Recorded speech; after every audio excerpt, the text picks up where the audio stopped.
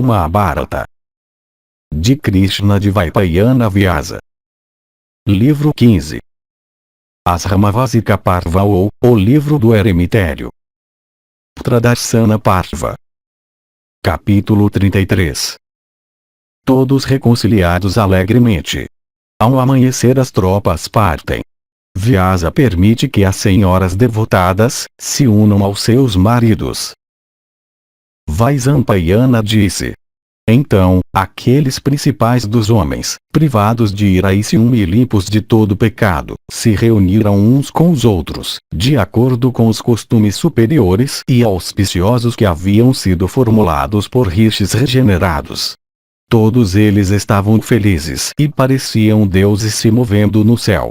Filho encontrou com pai ou mãe, esposas com maridos, irmão com irmão, e amigo com amigo, ó rei. Os Pandavas, cheios de alegria, se encontraram com o poderoso arqueiro Karna, como também com o filho de Subhadra, e os filhos de Draupadi. Com corações felizes os filhos de Pandu se aproximaram de Karna, ó monarca, e se reconciliaram com ele. Todos aqueles guerreiros, ó o chefe da linhagem de Bharata, se encontrando uns com os outros pela graça do grande asceta, se reconciliaram. Rejeitando toda hostilidade, eles se estabeleceram em amizade e paz. Foi exatamente assim que todos aqueles principais dos homens, isto é, os Kauravas e outros reis, se uniram com os Kurus e outros parentes deles como também com seus filhos. Aquela noite inteira eles passaram em grande felicidade. De fato, os guerreiros Kshatriya, pela felicidade que sentiram, consideraram aquele local como o próprio céu. Não havia aflição, nem medo, nem suspeita, nem descontentamento, nem repreensão naquela região, quando aqueles guerreiros, ó monarca, se encontraram uns com os outros naquela noite.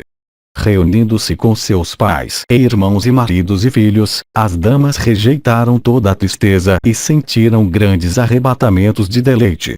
Tendo se divertido uns com os outros assim por uma noite, aqueles heróis e aquelas damas, abraçando uns aos outros e se despedindo, retornaram para os lugares de onde eles tinham vindo. De fato, aquele principal dos ascetas dispensou aquela multidão de guerreiros. Dentro de um piscar de olhos aquela grande multidão desapareceu na própria visão de todas aquelas pessoas vivas. Aquelas pessoas de grande alma, mergulhando no rio sagrado Bhagirathi procederam, com seus carros e estandartes, para as suas respectivas residências. Alguns foram para as regiões dos deuses, alguns para a região de Brahman, alguns para a região de Varuna, e alguns para a região de Kuvera. Alguns entre aqueles reis foram para a região de Surya. Entre os Rakshasas e Pisachas, alguns procederam para o país dos Uttarakurus. Outros, movendo-se em posturas encantadoras, seguiram na companhia dos deuses. Dessa forma todas aquelas pessoas de grande alma desapareceram com seus veículos e animais e com todos os seus seguidores. Depois que todos eles tinham ido embora, o grande sábio, que estava em pé nas águas da corrente sagrada, isto é, Vyasa de grande virtude e energia, aquele benfeitor dos Kurus, então se dirigiu àquelas senhoras Kshatriya que tinham se tornado viúvas, e disse estas palavras. Que aquelas entre as principais das mulheres que quiserem alcançar as regiões obtidas por seus maridos se livrem de toda indolência e mergulhem rapidamente na sagrada Bhagirathi. Ouvindo essas palavras dele, aquelas damas mais notáveis, colocando fé nelas, receberam a permissão de seu sogro e então mergulharam nas águas da Bhagirathi. Livres dos corpos humanos, aquelas damas castas então procederam, ó rei, com seus maridos, para as regiões adquiridas pelos últimos. Exatamente assim aquelas damas de conduta virtuosa, devotadas a seus maridos, entrando nas águas da Bhagirathi, ficaram livres das suas habitações mortais e obtiveram a companhia de seus maridos nas regiões alcançadas por eles. dotadas de formas celestes, e adornadas com ornamentos celestes, e vestindo roupas e guirlandas celestes, elas procederam para aquelas regiões onde seus maridos tinham encontrado suas residências. possuidoras de comportamento excelente e muitas virtudes, com suas ansiedades todas dissipadas, elas foram vistas em carros excelentes, e dotadas de todas as habilidades. Elas encontraram as regiões de felicidade que eram delas por direito.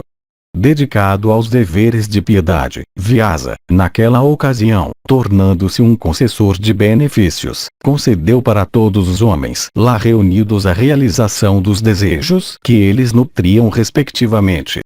Pessoas de diversos reinos, ouvindo a respeito desse encontro entre os mortos santificados e os seres humanos vivos, ficaram muito encantados.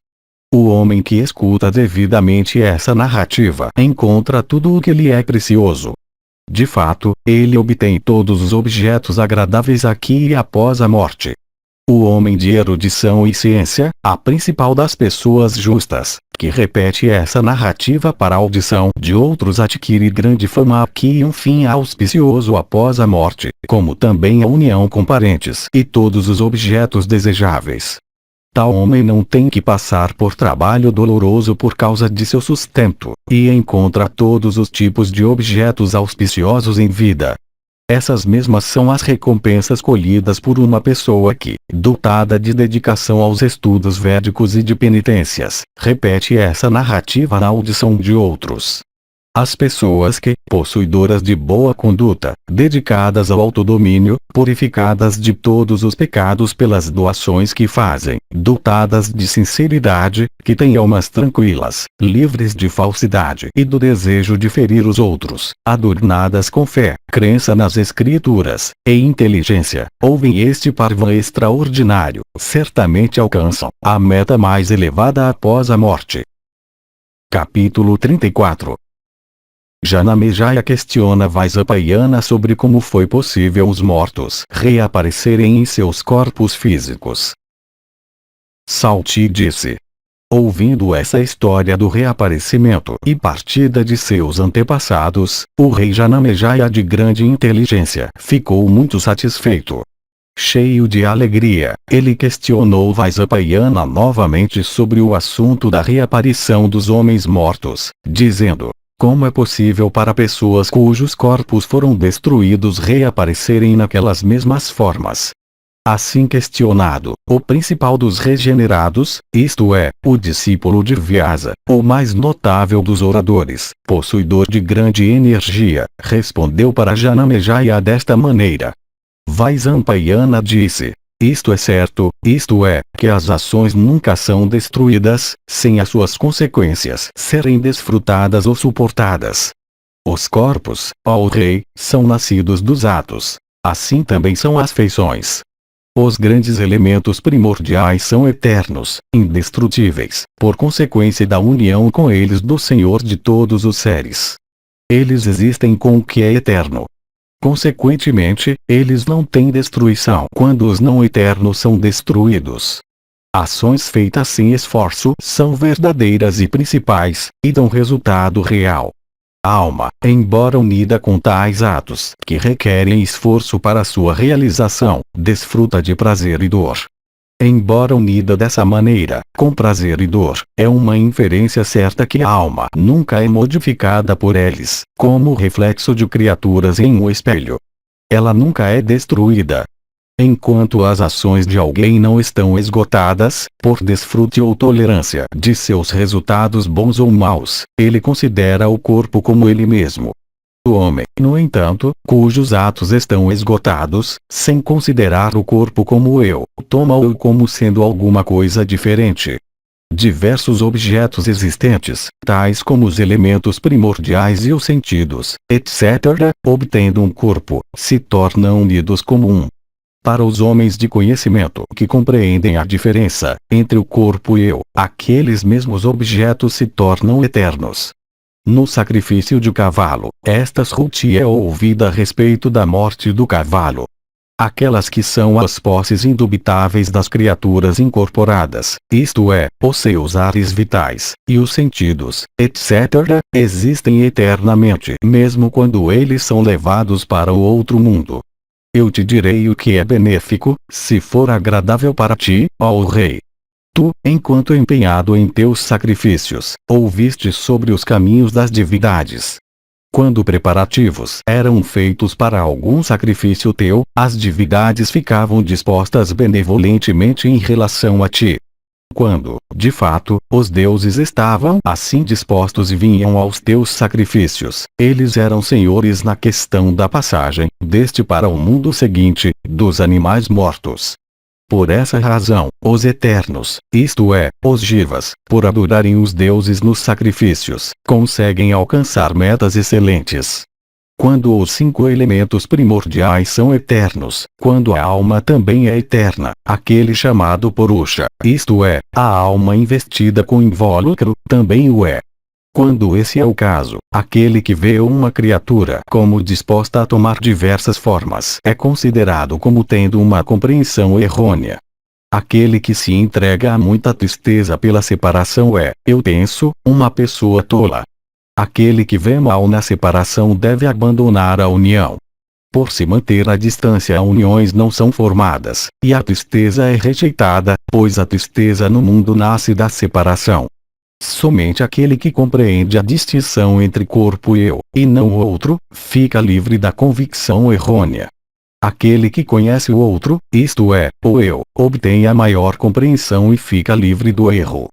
Com relação às criaturas, elas aparecem de um estado invisível, e mais uma vez desaparecem na invisibilidade. Eu não o conheço, isto é, aquele que é emancipado. Ele também não me conhece. Em relação a mim, a renúncia ainda não é minha. Aquele que não é possuidor de força suporta ou desfruta dos resultados de todas as suas ações naqueles corpos nos quais ele as faz. Se o ato for mental, as suas consequências serão desfrutadas ou suportadas mentalmente. Se for feito com o corpo, as suas consequências serão desfrutadas ou suportadas no corpo. Capítulo 35. Vyasa mostra a Janamejaya ao seu pai Parikshit, quando pedido. Janamejaya termina seu sacrifício. Vaisampayana disse.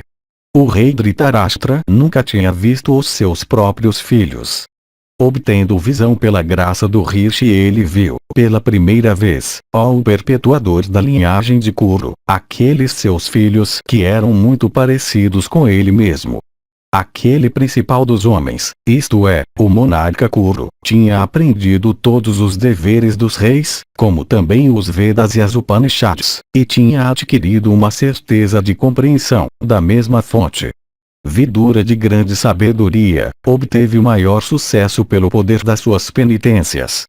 Dhritarashtra também obteve grande sucesso, por ter encontrado com o asceta Vyasa. Janamejaya disse. Se Vyasa, disposto a me conceder uma bênção, bondosamente me mostrar meu pai naquela forma que ele tinha, vestido como ele costumava estar vestido, e tão idoso quando ele estava quando ele partiu deste mundo, eu poderei então acreditar em tudo que tu me disseste. Tal visão será agradabilíssima para mim. De fato, eu me considerarei coroado de êxito. Eu terei ganhado uma certeza de conclusão. Oro, que o meu desejo seja coroado de realização pela graça daquele mais notável dos rishis.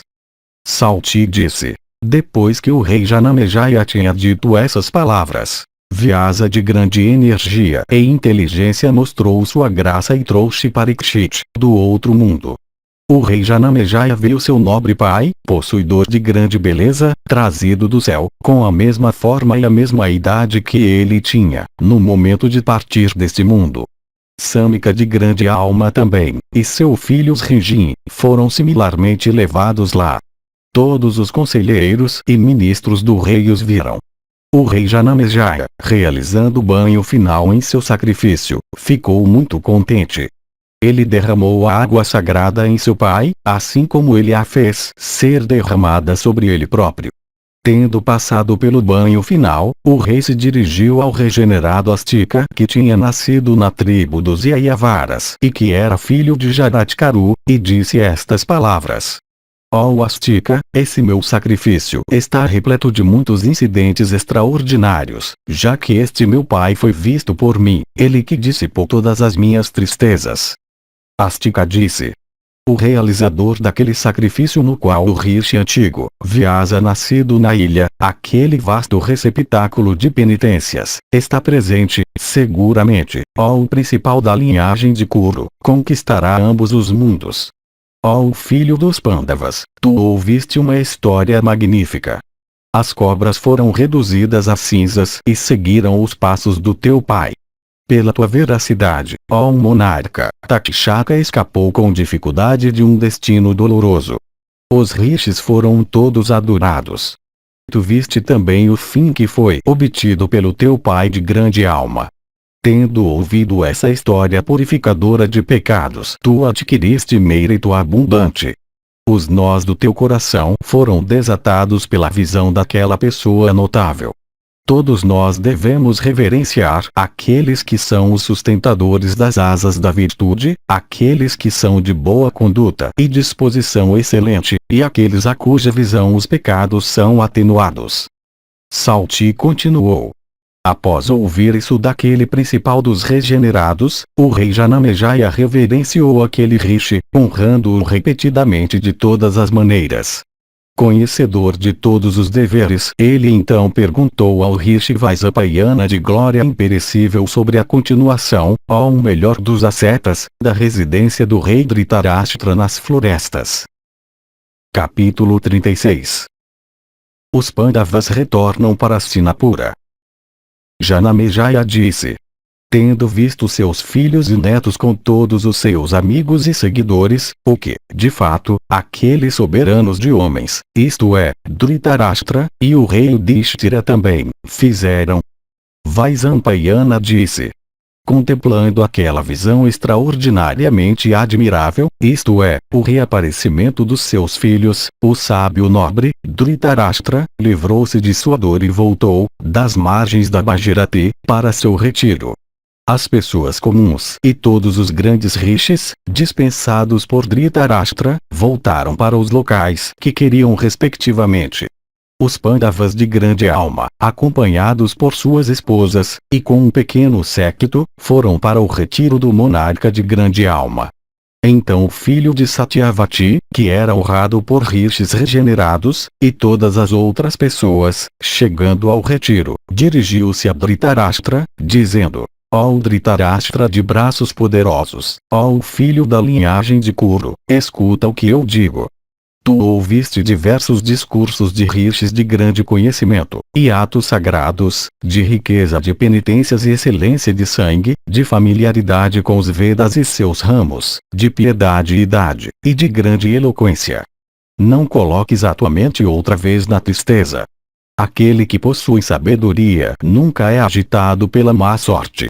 Tu também ouviste os mistérios dos deuses de Narada de forma celeste. Todos os teus filhos alcançaram, pelo cumprimento das práticas kshatriya, aquela meta auspiciosa que é santificada por armas. Tu viste como eles se movem à vontade em grande felicidade. Este Yudhishthira de grande inteligência está esperando a tua permissão, com todos os seus irmãos e esposas e parentes. Dispense-o. Deixa-o voltar para o seu reino e governá-lo. Eles passaram mais do que um mês residindo nas florestas. A posição de soberania deve ser sempre bem protegida. Ó rei, alto da linhagem de Kuru, o reino tem muitos inimigos. Assim abordado por Vyasa de energia incomparável, o rei Kuru, bem versado em palavras, convocou Yudhishthira e disse a ele: ó Ajatasatru, bênção sobre ti. Escuta-me, com todos os teus irmãos. Pela tua graça, ó rei, a dor não está mais no meu caminho. Eu estou vivendo tão alegremente, ó filho, contigo aqui como se eu estivesse na cidade chamada de Elefante. Contigo como meu protetor, ó erudito, eu estou desfrutando de todos os objetos agradáveis. Eu tenho obtido de ti todos os serviços que um filho presta ao pai. Eu estou muito satisfeito contigo. Eu não tenho o mínimo descontentamento contigo, ó de braços poderosos. Vai agora, ó filho, sem te demorares mais por aqui. Encontrando-me contigo, as minhas penitências estão sendo diminuídas. Este meu corpo, dotado de penitências, eu tenho podido sustentar somente pelo meu encontro contigo. Estas tuas duas mães, subsistindo agora de folhas caídas das árvores, e praticando votos similares aos meus, não viverão por muito tempo. Duryodhana e outros, que se tornaram habitantes do outro mundo, foram vistos por nós, pela força das penitências de Vyasa e através do mérito dessa minha reunião contigo. Ó impecável, o propósito da minha vida foi alcançado. Eu agora desejo me dedicar à prática das mais austeras das penitências. Cabe a ti me conceder permissão. De ti dependem agora o bolo fúnebre, a fama e as realizações e a linhagem dos nossos antepassados. Ó poderosamente armado, parte então amanhã ou neste mesmo dia. Não demores, ó filho. Ó chefe da linhagem de Bharata, tu ouviste repetidamente quais são os deveres dos reis. Eu não vejo o que mais eu posso dizer para ti. Eu não tenho mais nenhuma necessidade de ti, ó tu de grande força. Vaisampayana continuou. Para o velho monarca, que falou dessa maneira, o rei Yudhishthira replicou: ó tu que és conhecedor de todas as regras de virtude, não cabe a ti me rejeitar dessa maneira. Eu não sou culpado de nenhuma falha. Que todos os meus irmãos e seguidores partam como eles quiserem. Com votos firmes eu servirei a ti estas minhas duas mães. Para ele Gandhari então disse: ó filho, que não seja assim. Ouve, a linhagem de Kuru agora depende de ti. O bolo fúnebre do meu sogro também depende de ti. Parte então, ó filho. Nós fomos honrados e servidos suficientemente por ti. Tu deves fazer o que rei diz. De fato, ó filho, tu deves obedecer às ordens do teu pai. Vaisampayana continuou. Assim abordado por Gandhari, o rei Yudhishthira, esfregando os olhos que estavam banhados em lágrimas de afeição, disse estas palavras de lamento: o rei me rejeita, como também Gandhari de grande fama. O meu coração, no entanto, está ligado a ti. Como eu irei, cheio de angústia como estou, te deixar? Eu, entretanto, não ouso obstruir as tuas penitências, ó Senhora virtuosa. Não há nada mais elevado do que penitências. É pelas penitências que alguém chega ao Supremo. Ó Rainha, o meu coração não está mais voltado como antigamente para o reino. A minha mente está totalmente fixa em penitências agora. A terra inteira está vazia agora. Ó Senhora auspiciosa, ela não me agrada mais. Os nossos parentes foram reduzidos em número. Nossa força não é mais o que era antes. Os Panchalas foram totalmente exterminados. Eles existem em nome somente. Ó Dama auspiciosa, eu não vejo ninguém que possa assisti-los como seu restabelecimento e crescimento. Todos eles foram reduzidos a cinzas por Drona no campo de batalha. Aqueles que restaram foram mortos pelo filho de Drona à noite. Os Shedis e os Matsyas, que eram nossos amigos, não existem mais. Somente as tribos dos Vrishnis são tudo que resta, Vasudeva tendo-os mantido. Vendo somente os Vrishnis, eu desejo viver. O meu desejo de viver, no entanto, é devido ao meu desejo de adquirir mérito e não riqueza ou prazer. Lança olhares auspiciosos sobre todos nós. Obter a tua visão será difícil para nós. O rei começará a praticar as penitências, mais austeras e insuportáveis. Ouvindo essas palavras, aquele senhor da batalha, Sahadeva de braços poderosos, com olhos banhados em lágrimas, dirigiu-se a Yudhishthira, dizendo: ó chefe da linhagem de Bharata, eu não ouso deixar minha mãe. Volta logo para a capital. Eu praticarei penitências, ó pujante. Aqui mesmo eu emacerei o meu corpo por meio de penitências, dedicado a servir aos pés do rei dessas minhas mães. Para aquele herói de braços poderosos, Kunti, depois de um abraço, disse: parte, ó filho. Não fales assim. Cumpre a minha ordem. Todos vocês partam daqui. Que a paz seja sua. Ó filhos, que a felicidade seja sua. Se vocês ficarem aqui, as nossas penitências serão obstruídas. Vinculada pelos laços da minha afeição por ti, eu me desviarei das minhas penitências superiores. Portanto, ó filho, nos deixa. Curto é o período que nós temos de vida, alto de grande força. Por essas e diversas outras palavras de Kunti, as mentes de Sahadeva e do rei Yudhishthira foram serenadas. Aqueles principais da linhagem de Kuru, tendo recebido a permissão de sua mãe, como também do velho monarca, saudaram o último e começaram a se despedir. Yudhishthira disse: alegrados por bênçãos auspiciosas, nós voltaremos para a capital. De fato, ó rei, tendo recebido a tua permissão, nós deixaremos este retiro, livres de todos os pecados. Assim abordado pelo rei de grande alma Yudhishthira o justo, aquele sábio nobre, isto é, Dhritarashtra, abençoou Yudhishthira e lhe deu a permissão. O rei confortou Bhima, o principal de todos os homens, dotados de grande força. Dotado de grande energia e grande inteligência, Bhima demonstrou sua submissão ao rei. Abraçando Arjuna e aqueles mais notáveis dos homens, isto é, os gêmeos também, e os abençoando repetidamente, o rei Kuru lhes deu permissão para partir.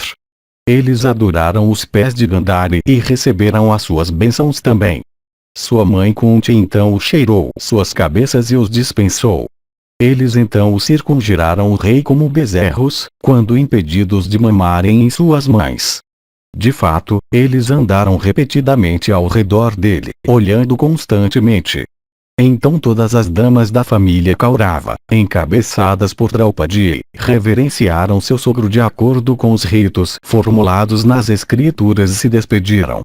Gandhari e Kunti abraçaram cada uma delas, e as abençoando as mandaram partir.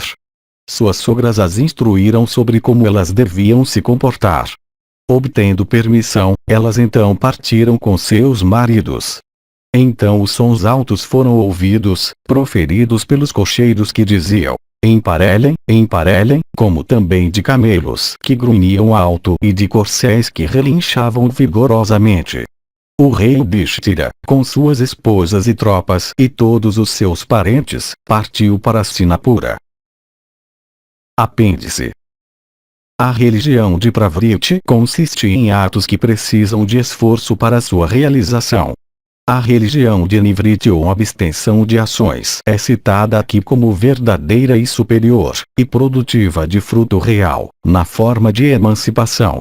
A alma, no entanto, na maioria dos casos, unida com os atos feitos em busca da religião de Pravriti, se torna incorporada e, portanto, desfruta de felicidade ou suporta miséria conforme for o caso.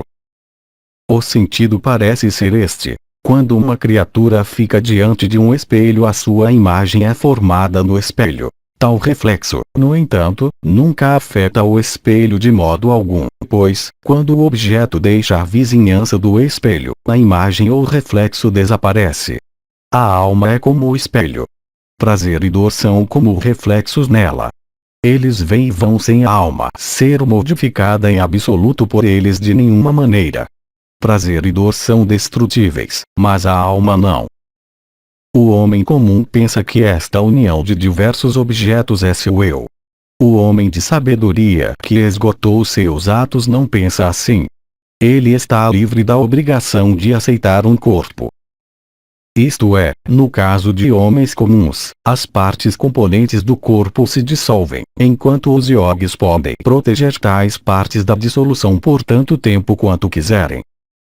As divindades levam para o mundo seguinte os animais mortos em sacrifícios.